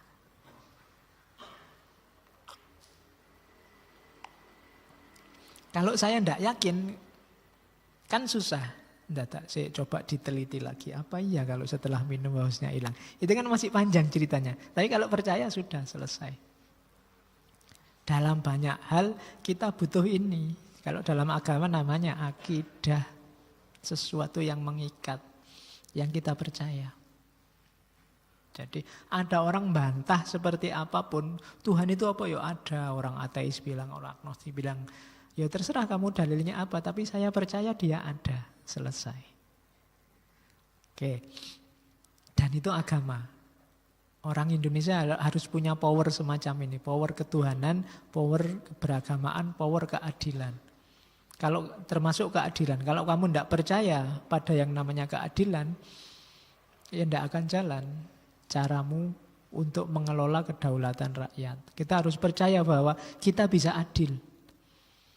Kan ada yang bilang, yang bisa benar-benar adil cuma Allah. Kita tidak bisa. Itu wassalam. Kamu nggak boleh poligami berarti. Poligami syaratnya adil. Yang bisa adil cuma Allah berarti tidak boleh. Tidak, pasti bisa adil. Adil level manusia. Adil 100% levelnya Allah ya mungkin tidak mungkin lah. Wong kita manusia. Adil versi kita. Sila kelima keadilan sosial bagi rakyat Indonesia itu kalau mikirnya tidak mungkin itu Pak terwujud, yang bisa adil hanya Allah. Ya buangan silanya kalau begitu. Tapi kan kita yakin bahwa bisa kita mewujudkan keadilan. Ya sejangkau kekuatan kita sesuai level kita sebagai manusia. Itu ada di pilar kedua. Orang Indonesia harus berketuhanan, percaya pada kebenaran dan mau mewujudkan keadilan. Spirit ini sumbernya dari agama, khususnya Islam. Dan yang ketiga, pilar kebangsaan itu kolektivitas bareng-bareng. Kalau kamu pecah-pecah, kalau kamu jalan sendiri-sendiri, sakarepmu dhewe ya sudah. Sukses itu harus bareng-bareng. Ngaji ini sukses karena kita punya visi bareng-bareng menjalankan fungsi kita masing-masing bareng-bareng. Kalau kamu, saya tidak mau Pak, yang lain ngajinya malam Kamis, saya ngajinya malam Sabtu aja deh. Ayo kamu tidak ketemu ngaji. Kamu di luar kolektivitas, wong sudah disepakati malam Kamis kok kamu malam Sabtu. Nah itu kolektivitas namanya. Kok ngajinya ngadep sana semua sih Pak? Saya enggak mau. Saya ngajinya ngadepnya. Loh, kamu enggak ketemu saya kalau ngadepnya ke sana. Enggak kolektif. Sudah kesepakatannya kolektif bareng-bareng. Ngadep ke sini misalnya. Nah itu kolektivitas. Ini 3 pilar utama. Indonesia akan runtuh kalau kehilangan salah satu pilarnya. Kalau Indonesia sudah mulai tidak manusiawi, tidak melihat manusia sebagai manusia yang punya hak dan kewajiban setara, maka sebentar lagi Indonesia hancur. Kalau Indonesia sudah meninggalkan prinsip-prinsip kebenaran, ketuhanan, keadilan, sebentar lagi kita hancur. Kalau Indonesia sudah tidak kolektif lagi, sudah individualis, mikir sendirinya sendiri, tinggal ditunggu saatnya. Karena ini pilar utama kita. Oke. Nah, karena itu dalam istilahnya Bung Hatta, beliau lebih suka pakai istilah demokrasi desa. Ya kalau dibaca pakai lahja Jawa, demokrasi deso. Jangan salah, deso itu kualitas loh. Saya tidak tahu istilah deso kok kemudian jadi jatuh ya. Deso itu kualitas. Pakai istilah barat pun desa itu konotasinya baik. Keguyupan, kerukunan, tidak materialistik, tidak perhitungan ekonomi, kan selalu begitu konotasinya desa. Jadi saya tidak tahu kalau ada orang dilokin deso terus nesu. Malah kuin deso. Wah, alhamdulillah berarti saya masih rukun, masih tidak perhitungan materi, masih tidak perhitungan ekonomi. Itu cirinya desa kan itu. Cuma kemudian kamu tarik deso itu dalam aspek ketinggalan zaman. Oke, kapan-kapan kita ngomong itu di semiotik. Kalau Hatta lebih suka demokrasi desa dan bukan demokrasi asli Indonesia. Karena bagi Hatta, jangan pakai istilah asli Indonesia deh. Karena dalam sejarahnya ternyata Indonesia sebelum lahir Indonesia itu modelnya monarki, kerajaan-kerajaan. Feodalisme, kebangsawanan. Kalau kita mau demokrasi asli Indonesia, nanti jangan-jangan larinya malah ke situ. Larinya model kerajaan yang sifatnya feudalistik. Wong memang model demokrasi gaya barat yang dijelaskan di depan tadi adanya belakangan setelah Indonesia ada. Maka katanya Hatta, jangan pakai istilah demokrasi Indonesia lah. Pakai aja istilah demokrasi desa. Demokrasi desa itu kalau Hatta mencontohkan, coba lihat orang desa zaman dulu. Kalau mengelola tanah di kampung, itu kan tanah itu milik bersama. Kemudian orang kampung itu bisanya ada hak pakai, bukan hak milik, sesuai kebutuhan dan jasa masing-masing. Beberapa masih hidup, misalnya hari ini model tanah bengkok. Itu kan demokrasi model desa. Pak Lurah levelnya tinggi, ya dapat jatah lebih banyak, silakan digarap. Nanti kalau dia sudah enggak di posisi lurah, ya dia enggak dapat jatah itu lagi, lurah yang lain yang pakai untuk itu. Katanya Hatta, demokrasi model desa disepakati guyub rukun. Cirinya 3 demokrasi model desa itu: musyawarah, mufakat, hak rakyat untuk protes, dan cita-citanya saling menolong. Orang desa itu selalu 3 itu. Ada apa-apa dimusyawarahkan. Yang penting orang 1 RT, 1 RW sepakat, jalan. Besok Minggu pagi kita kerja bakti, oke, sepakat, jalan. Tidak pakai reasoning-reasoningan, tidak pakai alasannya apa kok Minggu pagi. Dalilnya apa? Suwen. Pokoknya sepakat ya, Minggu pagi kerja bakti, oke, sip, jalan. Itu mufakat, cirinya orang desa. Kalau di kota kan mungkin debatnya masih panjang itu. Mbok jangan minggu ini ada acara apa, minggu ini itu alasannya nggak cocok. Alah janganlah, bahkan kadang-kadang jangan pakai istilah minggu lah, itu dari agama lain, kita pakai istilah. Iya, susah masuk Indonesia, sampai istilahnya aja diperdebatkan. Itu sangat tidak ndeso itu. Kita ndeso lah sedikit, jadi yang penting musyawarah disepakati kan jalan. Yuk kita sepakati yuk kan jalan, sudah nggak ribet. Kemudian protes boleh. Di desa itu kan orang lebih santai untuk melakukan protes. Mbok yo jangan begini, mbok yo jangan begitu, lebih longgar situasinya. Kalau di kota biasanya banyak sekatnya. Mahasiswa mau protes dosen, kok nilaiku jatuh, jangan-jangan. Pegawai mau protes atasannya, waduh pangkatku bisa diturunin ini. Buruh protes majikannya, bisa dipecat. Ini agak susah. Jalur untuk komplain itu susah. Mau tak protes kok ya dulu dosenku sendiri, mau tak protes kok ini, susah. Tapi kalau di desa lebih cair situasinya. Tidak serumit struktur yang ada di kota. Maka istilahnya demokrasi gaya desa. Dan yang terakhir, orang itu cita-citanya tolong menolong. Di desa itu begitu ada orang butuh, sering-sering tidak usah diminta, orang turun tangan untuk bantu. Kalau ada tetangga, rumahnya kena angin, terasnya roboh, itu percayalah besok tetangga berduyun-duyun bantu, tanpa harus dikomando. Kalau di kota kan untuk kayak gitu kan harus ada SK dari pejabat yang berwenang. Harus ada, ya kan selalu begitu, ribet administrasinya. Oke, jadi visinya saling menolong demi apa? Kenyamanan hidup bersama. Termasuk boleh protes, termasuk segalanya disepakati bareng-bareng. Ini demokrasi desa. Dan ini agak susah kalau disebut asli Indonesia. Karena aslinya Indonesia dulu model kerajaan, bangsawan. Modelnya top down. Kalau demokrasi desa itu tidak top down tapi bareng-bareng. Bahkan Pak Lurah bisa dikomplain kalau keputusannya salah. Tapi kalau model kerajaan, kamu berani ngomplain raja, kena tuduhan makar, kamu bisa masuk penjara. Dulu, kalau sekarang enggak.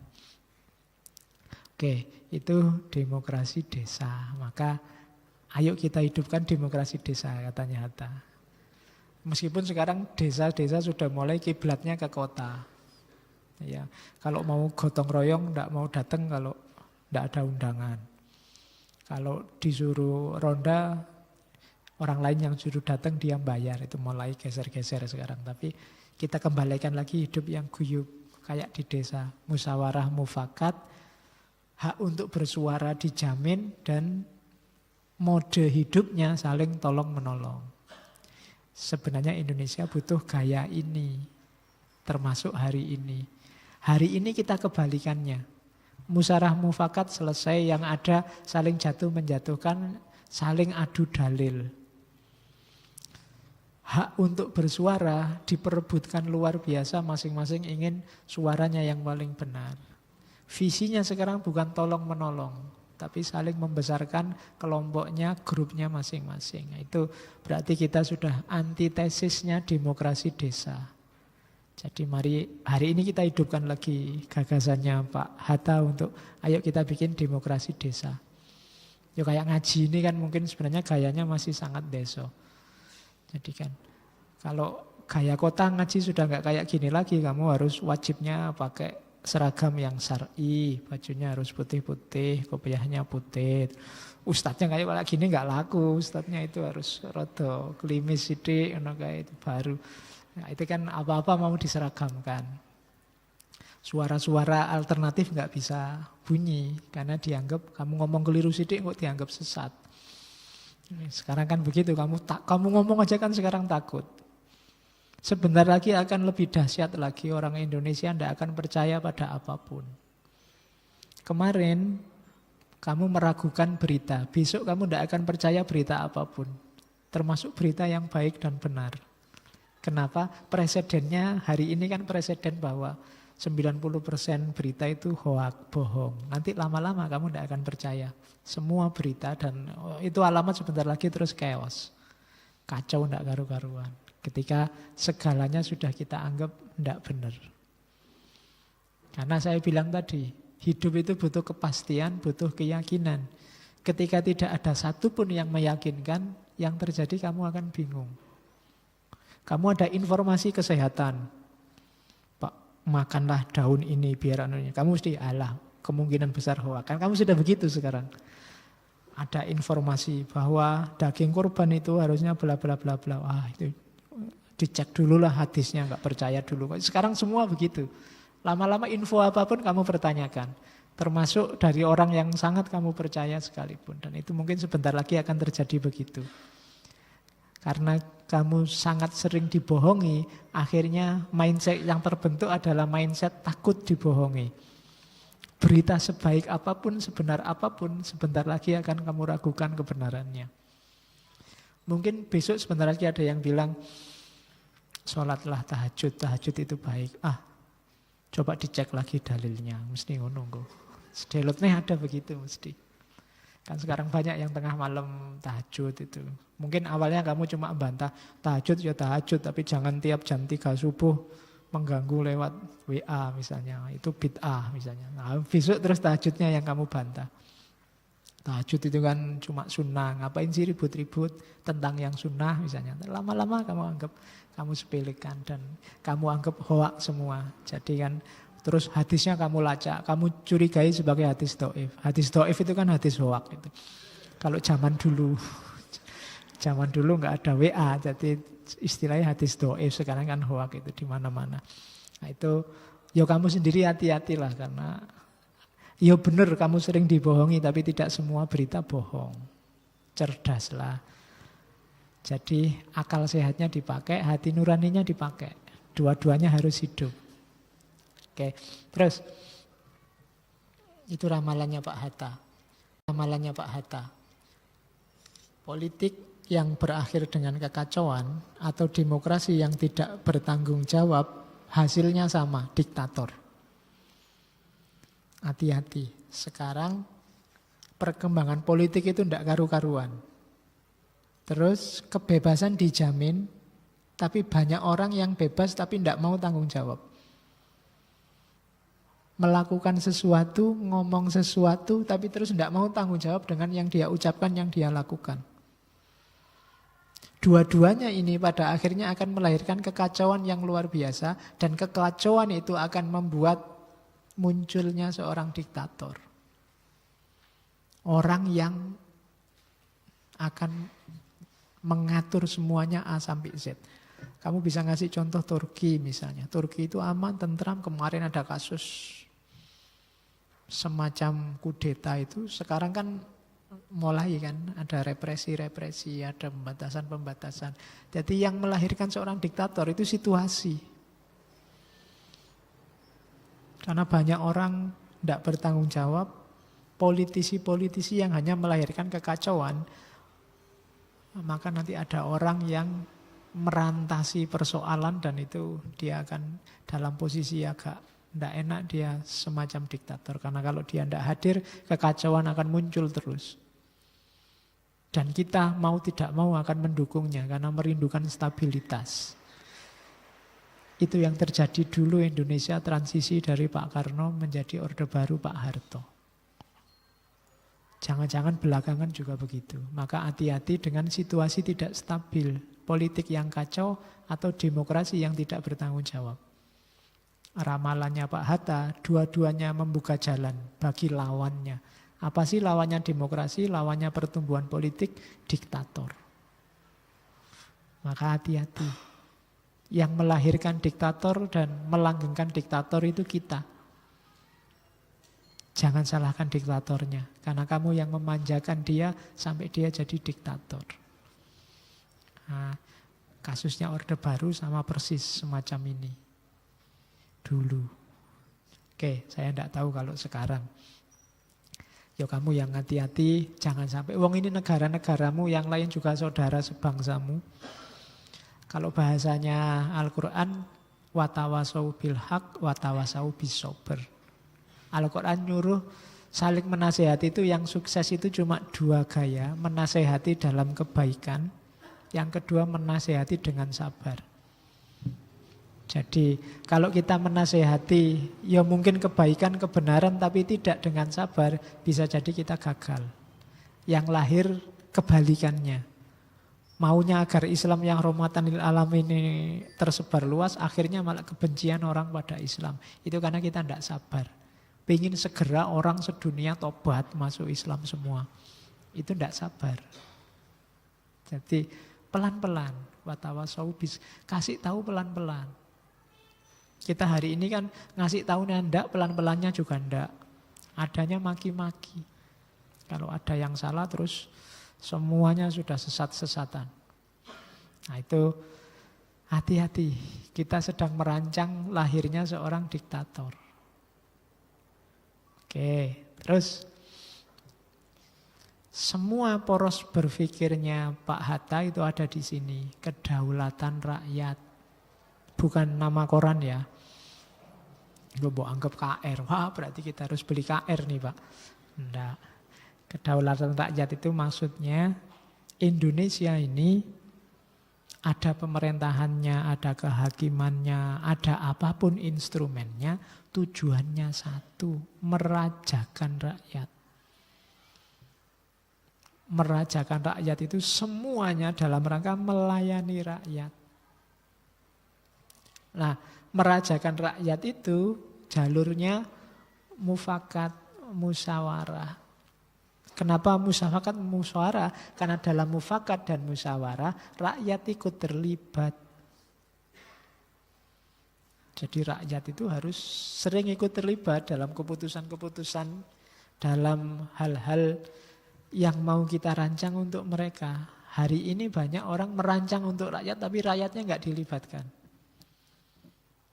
Jadi tidak boleh cita-citanya hanya untuk dirinya sendiri atau kelompoknya sendiri. Karena yang berdaulat, yang punya kuasa itu rakyat, semuanya. Ya mungkin tidak sempurna hasilnya, tapi kalau semuanya memikirkan kepentingan seluruh rakyat, insya Allah menuju ke titik yang sama. Itu maunya Pak Hatta. Ya beda-beda jelas, wong gayanya setiap orang, setiap kelompok juga beda-beda. Tapi kalau yang ada di pikirannya sama, insya Allah saling mendukung nanti untuk melahirkan kedaulatan rakyat. Rakyat yang benar-benar jadi raja, jadi daulat. Bukan daulat tuanku, bukan daulat raja, tapi daulat rakyat. Nah, Ya meskipun kalian tidak harus, wah saya rakyat berarti saya rajanya Pak, berarti saya harus menang-menangan merintah-merintah, tidak usah ngapa-ngapain. Enggak. Daulat rakyat itu dari rakyat untuk rakyat. Saya bilang tadi dalam fungsinya masing-masing. Tapi orientasinya tidak untuk enaknya dirinya sendiri atau menangnya dirinya sendiri, tapi enak dan menangnya seluruh rakyat. Kalian jadi mahasiswa juga, bayangkan bahwa kemahasiswaanmu dan besok kelulusanmu, keahlianmu itu untuk kepentingan rakyat. Kamu yang jadi DPR juga begitu, yang jadi pedagang juga begitu, yang jadi petani juga begitu, yang jadi guru juga begitu. Pikirkan apa sumbangan yang kamu bisa berikan untuk rakyat. Loh, kamu sendiri memang rakyat. Itu yang disebut dari rakyat untuk rakyat, oleh rakyat. Jadi dari kita semua dalam fungsi kita masing-masing, apa yang kita berikan untuk Indonesia, untuk rakyat. Kalau semua berpikir begitu, otomatis Indonesia itu makmur. Otomatis Indonesia akan jaya. Nah, itu yang ada di pikirannya Pak Hatta. Bukan, saya kan orang kelompok A Pak. Kelompok A ini harus maju Pak. Yang lain nggak maju nggak masalah. Itu penyakit. Yang ada saling menjatuhkan. Jadi daulat rakyat. Kita adalah raja yang merajai sekaligus yang dirajai. Kita yang dilayani sekaligus kitalah yang melayani. Kita dilayani oleh kita sendiri dalam fungsi kita masing-masing. Nah, itu kedaulatan rakyat. Gagasannya Pak Hatta yang sekarang diwujudkan dalam koran. Namanya kedaulatan rakyat. Oke. Nah, kalau dalam rumusnya Pak Hatta, kedaulatan rakyat itu bisa tercapai oleh kalau ada demokrasi ekonomi. Kalau demokrasi ekonomi jalan, kedaulatan rakyat akan terwujud. Kalau kedaulatan rakyat terwujud, keadilan sosial akan terwujud. Jadi diawali dari demokrasi ekonomi, setelah demokrasi ekonomi akan lahir kedaulatan rakyat. Kalau kedaulatan rakyat sudah lahir, akan lahir keadilan sosial. Demokrasi ekonomi itu proses ekonomi apapun orientasinya untuk kepentingan rakyat. Tidak untuk kepentingan orang per orang. Makanya dari situ nanti kan pasal 33 yang di amandemen itu, awalnya 3 pasal awal itu dari Pak Hatta semua. Yang perekonomian sebagai usaha bersama berdasarkan atas dasar kekeluargaan. Yang 1, 2, 3 itu dari Pak Hatta. Dalam rangka apa? Demokrasi ekonomi. Jadi ekonomi harus demokratis. Ekonomi demokratis itu bukan kok ujuk-ujuk, ya kalau gitu semua dikasih kesempatan sama. Tidak ujuk-ujuk begitu. Semua dikasih kesempatan sesuai kebutuhan dan porsinya. Kalau langsung ditandingkan 1 lawan 1 kayak tadi, itu nanti kayak PSS lawan Barcelona. Kayak Indonesia lawan Argentina. Hasilnya kan rusuh mesti, kalah terus tawuran. Kenapa? Levelnya tidak imbang. Maka harus ada keberpihakan. Harus ada yang dibela. Harus ada yang sementara dibiarin dulu. Harus ada. Itu namanya dalam rangka demokrasi ekonomi. Ada yang sudah kuat biar jalan sendiri. Ada yang masih lemah harus diberdayakan. Kan begitu. Itu konsep demokrasi ekonomi. Kalau bisa begitu akan lahir rakyat yang benar-benar berdaulat. Kalau rakyat sudah berdaulat, akan lahir keadilan sosial. Yang tadi seolah-olah mimpi, tapi akan bisa jalan kalau kita semua serius. Jangan cuma nuntut pemerintah harus serius ya, DPR harus serius ya. Enggak, kita semua. Salah satu komponen saja enggak jalan, akan mengacaukan sistem besarnya. Ini kan hidup bersama di satu negara, ini kan sifatnya organik. Bareng-bareng. Kayak satu mesin besar. Kalau satu komponen, satu murnya saja macet ya, yang lain juga akan kacau. Maka wujudkan keadilan sosial lewat jalur kedaulatan rakyat yang itu lahir karena demokrasi ekonomi. Itu yang ada di gagasannya Pak Hatta. Apa sih keadilan sosial? Apa yang dimaksud dengan Indonesia yang adil? Indonesia yang adil maksudnya tak lain daripada memberikan perasaan kepada seluruh rakyat bahwa ia dalam segala penghidupannya diperlakukan secara adil dengan tidak dibeda-bedakan sebagai warga negara. Itu akan berlaku apabila pemerintahan negara dari atas sampai bawah berdasarkan kedaulatan rakyat. Nah, ini jadi kalimatnya Bung Hatta jelas bahwa untuk mencapai keadilan sosial butuh kedaulatan rakyat, untuk mencapai kedaulatan rakyat butuh demokrasi ekonomi. Untuk bisa mewujudkan demokrasi ekonomi harus ada komitmen kebangsaan yang paling awal tadi, rasa bahwa kita sesama saudara.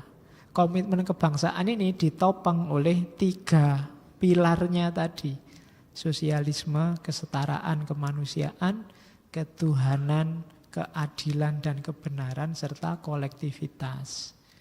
Dengan kerangka ini Indonesia akan jaya.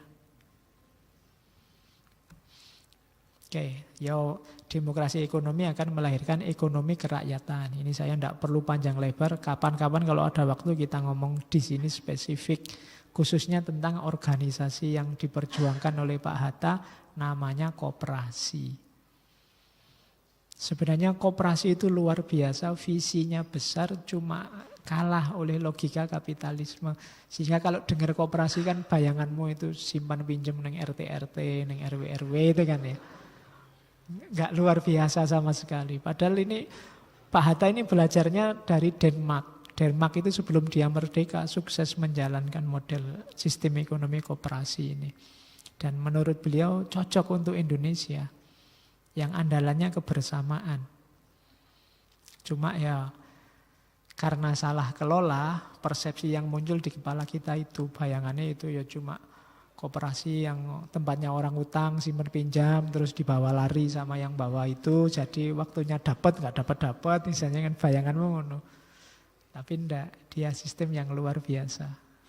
Salah satu bentuk demokrasi ekonomi yang menuju kedaulatan rakyat itu model yang namanya koperasi. Dia yang bisa menandingi feudalisme, penjajahan, dan sekaligus arus besar kapitalisme.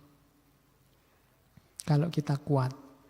Saya melihat ada beberapa aliran mungkin dalam Islam yang menggarap juga ranah ekonomi untuk kelompok mereka sendiri. Itu salah satu contoh dan sukses kan. Cuma maunya Bung Hatta ya enggak skala kecil, skala-skala besar. Untuk Indonesia. Cuma kapan-kapan kita belajar seperti apa maunya Bung Karno. Mungkin kapan-kapan kita ada sesi tentang ekonomi. Oke, koperasi sendinya 2, solidaritas dan individualitas. Sedikit saya jelaskan, kalau solidaritas jelas, karena koperasi itu kebersamaan, individualitas itu orang tetap harus punya identitas, punya harga diri, baru dia bisa kerjasama. Jangan korbankan identitasmu, individualitasmu. Kayak pluralitas itu ada ketika ada singularitas. Ada aku, ada kamu, ada dia, terus kita kerja bareng-bareng. Bukan aku, kamu, dianya dicuekin aja, yang penting cita-citanya enggak. Individu, terus kita kerja bersama secara solider. Jadi kamu enggak harus membuang individualitasmu. Kalau ada individu yang harga dirinya jatuh, nilai dirinya hilang, eksistensinya enggak dianggap, yang terjadi bukan kebersamaan, tapi penjajahan. Maka tetap harus ada individualitas. Setiap orang pertahankan karakternya masing-masing. Nah, itu 2 sendinya koperasi. Ya, next time kita ngomong itu. Nah, ini juga lebih detail lagi. Katanya Bung Hatta, pembangunan ekonomi itu ojo ngawur. Jangan yang penting dapat hasil banyak, dapat uang banyak, investasi membanjir. Enggak semata-mata itu. Kalau zaman Orde Baru lebih mending ada GBHN. Negara mau dibawa kemana jelas, meskipun kemananya juga tidak terlalu jelas. Tapi hari ini dibawa kemananya kita bingung. kita mau habis-habisan membangun infrastruktur. Itu kalau ditanyakan lagi, setelah infrastruktur terbangun mau apa? Terus pokoknya tanyakan aja mau apa. Itu kalau bisa jawab berarti tersistem. Tapi kalau masih bingung nyari-nyari jawaban, nah itu berarti nggak tersistem. Pak, saya mau cepat-cepat lulus. Kalau sudah lulus cepat mau apa? Kamu ini, oh enggak tahu ya Pak. Pokoknya lulus lah Pak. Itu berarti enggak jelas. Harus jelas. Mau apa? Ini loh Pak, kalau sudah lulus saya mau ini. Kalau ini tercapai mau ini. Kalau itu tercapai mau ini. Puncaknya pembangunan ekonomi harus satu, kemakmuran. Bagi semua anggota. Kayak koperasi. Nah, Indonesia ini kalau dianalogikan koperasi besar, ya semua anggotanya harus merasakan kemakmuran dan harus dapat SHU. Kalau SHU-nya hanya untuk orang-orang besar, orang-orang elit, berarti belum nyampe pada kemakmuran. Kalau katanya Hatta, paling tidak semua warga Indonesia harus bisa makan, punya pakaian, punya perumahan, kesehatan sama pendidikannya terjamin. Ini minimal, bukan maksimal. Minimal ini terjamin, itu baru disebut makmur untuk semua rakyat Indonesia. Nah, parameternya apa negara itu makmur? Daya beli masyarakatnya tinggi. Parameternya apa daya belinya tinggi? Produksi meningkat. Kalau produksi meningkat, otomatis tenaga produktifnya juga pasti sudah banyak. Untuk bisa meningkatkan produksi yang punya dampak pada kemakmuran, distribusinya harus bagus. Untuk distribusinya bagus, infrastrukturnya harus bagus. Dan semua itu bisa jalan kalau rencananya teratur dan konsekuen. Bukan cuma rencananya teratur, nggak dijalankan secara konsekuen. Itu kan cara berpikirnya detail. Kita ingin kemakmuran. Cuma ndak akan bisa makmur kalau daya beli masyarakatnya rendah. Tuku beras wera kuat. Beli baju aja setahun sekali. Makan daging cuma nunggu kurban.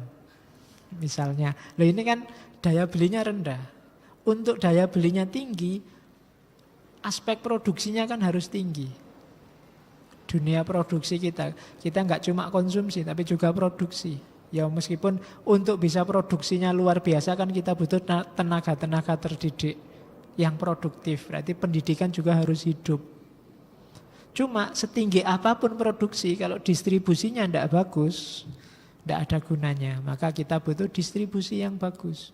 Distribusi yang bagus butuh infrastruktur yang bagus. Infrastruktur distribusi sehingga melahirkan tenaga produksi yang luar biasa, nilai produksi meningkat, sehingga daya beli rakyat meningkat, mereka bisa beli makanan, pakaian, perumahan, kesehatan, pendidikan terjamin. Itulah kemakmuran. Jadi ini ada rancangan besarnya. Tidak ujuk-ujuk, yang penting semua orang kaya, yang penting tidak bisa. Kalau zaman dulu dirancang dari awal. Nah ini beberapa contoh bahwa ndak Hatta itu sering dituduh ndak Islam. Hatta dianggap aktor yang membuang 7 kata dalam Pancasila dengan kewajiban menjalankan syariat Islam bagi pemeluknya. Itu dianggap gara-gara Hatta yang ACC itu terus itu dibuang, ndak. Berarti Hatta itu sekuler anti-Islam, ndak. Hatta orang yang sangat religius. Bahkan ada cerita setiap kali Jumatan Hatta itu tidak pernah jadi orang kedua yang hadir, selalu jadi orang pertama. Mobilnya serinya B17845 itu selalu di Masjid Matraman itu datang paling awal pasti. Itu salah satu contoh komitmennya pada Islam. Di banyak tulisan dia ngomong tentang Islam. Hatta juga nulis tentang ilmu dan agama. Dia nulis. Kemudian beberapa khutbahnya juga dibukukan. Jadi wawasan Islamnya lumayan bagus. Ini istilah dari Hatta, Islam gincu dan Islam garam. Nah ini, oke ya, ini khas juga. Kalau kemarin kan Soekarno punya Islam Sontoloyo. Kalimatnya kan agak wow, Sontoloyo. Tapi kalau Hatta ini sopan, jadi kalimatnya Islam gincu dan Islam garam. Itu ada beberapa anak muda yang menghadap Hatta dan mengkritik Hatta, sampean ini lama-lama jadi orang sekuler. Agamanya ditinggal. Tidak kayak Pak Nasir. Ya, Nasir ini kan kelompok agamawan yang juga jadi pejabat. Cuma komitmen Islam formalnya lebih kuat. Nah, yang minggu lalu debat juga sama Soekarno. Jawabannya Hatta, loh enggak, kita berdua itu punya gaya yang berbeda dalam menerjemahkan agama dalam kehidupan sehari-hari. Perbedaan saya dengan Nasir ibarat segelas air di depan saya ini, yang tampaknya begitu bening dan transparan. Nah, cobalah masukkan setetes gincu. Gincu itu lipstik. Dan aduklah. Warnanya jelas berubah, namun rasanya tidak berubah. Tapi coba masukkan setengah sendok garam dan kemudian aduk. Warnanya tidak akan berubah, namun rasanya berubah. Nasir menganggap Islam seperti ginju, sementara saya menganggap Islam seperti garam. Tanamkan Islam dalam hati pemuda-pemuda dan mereka akan membereskan seluruh negeri ini. Pakailah filsafat garam, tak tampak tapi terasa. Jangan pakai filsafat ginju, tampak tapi tak terasa. Kelihatannya saja kamu sangat Islami. Contohnya ngono, jubahe berkibar-kibar, jenggotnya, surbannya mungkin. Tidak salah, cuma itu bisa jadi cuma ginju kalau rasanya tidak rasa Islam. Kalau orang lihat malah takut. Waduh, alamat kacau ini kalau sudah ada kelompok ini misalnya. Loh, ini kan kelihatannya warnanya warna gincu merah, kuetok Islam tenan, nggak mungkin nggak Islam kalau sudah gitu. Tapi rasanya bisa jadi ndak. Maunya Hatta, meskipun kamu ndak seperti itu, sebarkan Islam dalam rasanya rasa Islam. Pancasila itu nggak usah disebut ada kalimat syariah Islam, sudah sangat Islami, itulah Islam garam. Kita menolong orang lain itu Islam dan sangat Islami. Kita saling menyapa orang lain itu sangat Islami, meskipun tidak pakai akhi, ukhti, ikhwan. Ya. Ikhwani fillah itu padha wae kalau piye sama aja sebenarnya. Itu loh. Nah, iya. Jadi habis ya akhi ya ukhti terus maki-maki. Malah jadinya cuma ginju. Jadi Islam garam. Di mana-mana terasa. Itu kan yang dikeluhkan oleh Abduh itu kan. Di timur saya lihat Islam banyak. Tapi nilai-nilai Islam mati. Di barat Islam tidak saya temukan, tapi nilai-nilai Islam hidup. Jadi rasanya sangat Islami bahasanya Abduh begitu waktu dia tinggal di barat.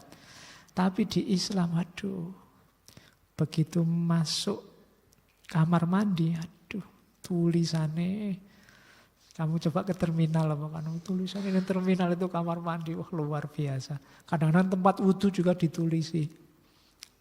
I love you Sri, terus bawahnya lagi. Iya, saya sering gitu kok. Yang kamar mandi bawahnya, jangan coret-coret, ini tempat wudhu. Sebelahnya, kamu juga coret-coret tuh, yang sini lagi. Semuanya kok jadi, ya wong Indonesia wis cirine ngono kuwi. Jangan ngomong jorok gitu kan. Kamu itu juga bilang jorok. Loh itu kan cuma rame wis. Jadi enggak. Islamnya Islam garam. Terasa meskipun tidak harus kelihatan. Jangan Islam gincu, sudah kelihatan tapi nilainya tidak ada. Begitu dengar orang takbir, harusnya yang terbayang, yang muncul di kepala, kebesaran Allah. Luar biasanya ajaran Islam. Tapi kalau kamu di jalan tiba-tiba ada orang teriak Allahu Akbar, kamu mesti lari. Wah, anggap ada kerusuhan ini mesti kan mesti gitu. Kalimat takbir itu sekarang traumatik sifatnya nih. Itu hati-hati. Kita kehilangan garamnya, kehilangan rasanya. Jadi jawabannya Hatta, tidak usah Tidak berarti kalau kata-kata Islam hilang dari situ, terus Islamnya hilang. Kalau hanya gara-gara kata-kata Islam hilang, terus Islammu hilang, sedalam apa keimananmu? Nah itu kan kritiknya Hatta kan begitu. Masuk hanya gara-gara dibuang dengan menjalankan kewajiban syariat Islam bagi pemeluknya, terus kamu nggak menjalankan syariat Islam, kan enggak. Kamu kan tetap bisa menjalankan.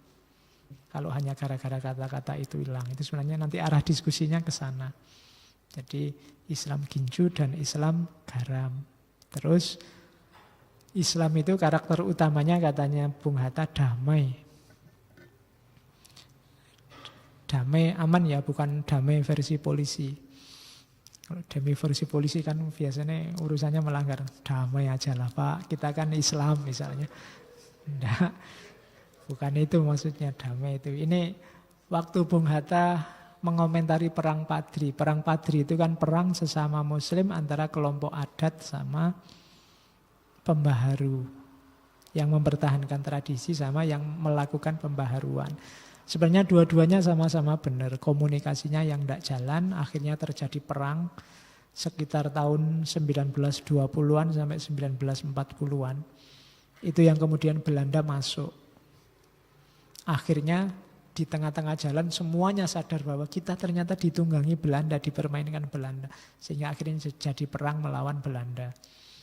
Jadi itu perang Padri. Katanya Bung Hatta, ini orang-orang ini kok lupa ya. Mereka lupa bahwa hukum setinggi-tingginya dalam Islam ialah damai. Damai membawa kesejahteraan kepada segala golongan dan memperbesar rasa bakti pada Tuhan yang Maha Kuasa. Di atas dasar damai itu, Nabi Muhammad membiarkan berlaku hukum kebiasaan di tanah Arab yang menjamin keselamatan umum. Jadi katanya Hatta, hukum-hukum sosial, muamalah yang bisa menjamin keselamatan kedamaian itu zaman Nabi tetap dibiarkan hidup.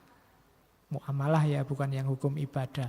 Tetapi menurut kebiasaan pengikut-pengikut baru dalam Islam yang belum memahami ajaran Islam seutuhnya untuk dunia dan akhirat lebih fanatik dibandingkan dengan Rasul dan pengikut-pengikut yang pertama. Jadi katanya Hamka, Islam itu sebenarnya damai. Cuma ada orang-orang tertentu yang ilmunya Islamnya belum dalam, kasarnya kan begitu. Baru saja masuk Islam. Ini biasanya fanatiknya luar biasa. Baru ngerti Islam, tidak banyak, sedikit-sedikit. Itu ngalang-alai Kanjeng Nabi gayane. Itu kan kritiknya Hatta kan begitu. Orang-orang ini loh yang bikin ruwet, bikin kacau. Seolah-olah Islam itu ekspansif, seolah-olah Islam itu kasar, seolah-olah Islam itu seneng perang. Padahal Nabi yang diutamakan damai. Makanya Nabi mau melakukan perjanjian-perjanjian, fakta-fakta dengan Yahudi, dengan penduduk lokal Madinah dan lain-lain. Jadi Islam itu damai. Rumus pertama dalam hubungan sosial. Perhatikan aspek kedamaian. Nah ini teori Hamka untuk berhubungan dengan negara lain. Kapan-kapan kita bahas tentang hubungan luar negeri. Yang penting boleh bergaul sama siapapun termasuk negara lain. Yang penting mempertahankan harga diri, kemerdekaan dan keselamatan negara. Tidak boleh menjual negara. Kemudian impor boleh untuk yang kita memang butuh. Tidak dalam rangka bisnis nyari keuntungan sehingga padahal di dalam negeri sudah bisa didapatkan. Kan sekarang banyak impor itu pertimbangannya bukan kebutuhan bangsa, tapi keuntungan kelompok perusahaan tertentu. Apalagi yang perusahaan dimiliki oleh para pejabatnya misalnya. Nah, itu sering logika impornya keliru katanya Bung Hatta. Impor itu ya barang yang tidak bisa kita produksi. Barang yang kita tidak punya kita impor. Bukan barang yang kita punya banyak, kita tetap impor mengejar harga murah, akhirnya yang di dalam mati. Ada negara-negara tertentu yang menjalankan strategi bisnis dumping. Dumping itu mereka ngimpor besar-besaran dikasih harga murah. Jauh lebih murah daripada kalau kita produksi sendiri. Ketika harga sudah murah, kita pakai lama-lama kita pakai, kita tergantung. Kalau kita sudah tergantung, ya sudah nanti perlahan-lahan harganya naik karena kita sudah terlanjur pakai itu. Nah, itu hati-hati. Yang ketiga, perdamaian internasional. Ya Indonesia itu ya tetap harus cinta damai lah. Karena itu syaratnya kita bisa memakmurkan rakyat. Kalau negarane kacau, perang tidak mungkin makmur. Kemudian persaudaraan sesama bangsa. Ya kita bangsa Indonesia dengan karakter tadi. Kalau ada orang dengan karakternya sendiri, bangsa yang lain, ya tetap kita pergaulan baik lah. Dulu Timur saudara sebangsa, sekarang mereka punya Timur Leste sendiri. Ya tetap kita bersaudara sama mereka. Itu pergaulan dengan bangsa yang lain. Oke, saya bawa beberapa kalimat cantik untuk teman-teman mahasiswa. Kurang cerdas dapat diperbaiki dengan belajar. Kurang cakap dapat dihilangkan dengan pengalaman. Namun tidak jujur itu sulit diperbaiki. Karakter. Jadi kalau kalian IP-nya jelek itu tidak masalah, asal jangan curang, jangan bohong. Jangan demi IP tinggi terus kamu nyontek. Kamu ke rumah dosennya bawa salak 10 kilo misalnya biar nilainya bagus. Itu tidak jujur. Jadi enggak, nilai bisa dikejar. Asal kamu tekun nanti kamu pinter sendiri. Kurang cakep ya latihan. Kurang cakep ya, cakep itu ahli bukan cakep. Kalau kurang cakep ya diikhlaskan saja. Ya, kalau kurang cakep itu latihan. Nah, jujur itu kunci. Kalau kalian sudah tidak jujur dan dia jadi habit, itu merubahnya susah luar biasa. Jadi jujurlah, karaktermu dibangun dulu. Oh ini kalimatnya Hatta, boleh kalian pakai. I'd volunteer to go to prison as long as there are books, because with books I am free. Aku akan sukarela masuk penjara asal boleh bawa buku. Karena dengan buku aku bebas. Jadi terserahlah di penjara sekian puluh tahun gak masalah asal boleh bawa buku. Nah, padahal kalian yang bebas ngelihat buku aja males. Ya kan? Kalau belinya semangat, wah pengen aku buku itu, beli itu. Terus begitu beli, diwalak-walik sedelot, ditoto. Tidak dibuka-buka lagi. Nanti kalau ada orang ngomong apa, lu aku punya lo buku itu. Kadang-kadang lupa sudah pernah beli. Nah ternyata ada dulu sudah pernah beli. Itu saking tidak pernah dibukanya. Cirinya gampang, debunya banyak. Begitu ngambil buku mesti gini-gini dulu. Buka itu alamat kamu. Tidak pernah dibuka lemari bukunya. Jadi koleksinya banyak. Kayak kalian download, dibela-belain nyari wifi gratis, download buku-buku, tapi ya terus tidak diwocok. Itu sering. Padahal kalau Hatta di penjara aja mau asal boleh baca. Nah itu Hatta. Terakhir. Ini kalimatnya di salah satu tulisannya. Kalau memang cinta, kejarlah. Jika tidak bisa berlari, ya berjalanlah. Jika tidak bisa juga berjalan, berjalanlah di tempat. Yang penting setidaknya kamu tidak diam. Nah itu Hatta. Ya cinta apapun ya. Kamu selalu kalau saya ngomong cinta, bayanganmu cinta sama lawan jenis. Cinta apapun. Maksudnya punya cita-cita yang kamu inginkan. Itu kan juga cinta. Ya lawan jenis juga tidak apa-apa. Kalau memang cinta ya kejarlah. Katanya cinta kok meneng wae. Nanti ditembak orang lain nangis. Ya, perlombaan bikin puisi. Nyanyi India ya. Kalau memang cinta ya kejarlah. Wah, apa ya sanggup Pak, saya itu ndak ada modal, ndak ada anu loh. Kalau nggak bisa berlari, berjalanlah. Ya semampumu. Saya jalan aja nggak bisa Pak. Ya jalan di tempat. Yang penting ada gerakannya. Yang penting ada usahanya lah, jangan diam aja. Ya urusan ditolak kan urusan nasib. Misal urusan gagal kan urusan yang akan datang. Tapi adalah usahanya. Pengen Indonesia makmur kok diem aja. Kerjaannya mengeluh, woy. Sumpah, woy. Mbok jangan. Yo berusahalah sesuai kadar kemampuanmu. Kalau bisanya jalan di tempat, ya jalan di tempat lah. Yang penting jangan diam. Nah, itu hatta. Ya ini boleh kalian taruh di kamarmu besar-besar. Kalau memang cinta, kejarlah. Kalau tidak bisa, berlari, berjalanlah. Jika tidak bisa juga, berjalanlah di tempat. Jalan di tempat itu kan dapat capeknya saja. Kamu nggak bergerak, tapi lumayan daripada diem saja. Jalan di tempat itu kan kayak kalian baca nggak paham-paham. Itu kan jalan di tempat. Pak, saya sudah baca buku banyak, orang ngerti-ngerti, nggak apa-apa. Yang penting ada aktivitas bacanya. Ada yang pemahamannya cepat sambil berlari. Ada yang dipahami pelan-pelan sambil jalan. Ada yang tidak paham sama sekali, itu jalan di tempat. Tidak apa-apa, yang penting setidaknya kamu tidak diam. Oh, itu sudah ada usaha, itu insya Allah nanti Allah turun akan ngasih kalian bantuan biar paham. Nah, kita kan dinilai usahanya. Nah, itu saran dari Bapak kita, Muhammad Hatta. Oke, Alhamdulillah. Pengantar pada pemikirannya Pak Hatta sudah selesai. Bulan ini selesai, kita mulai besok bulan September. Saya lupa September itu mulai kuliah.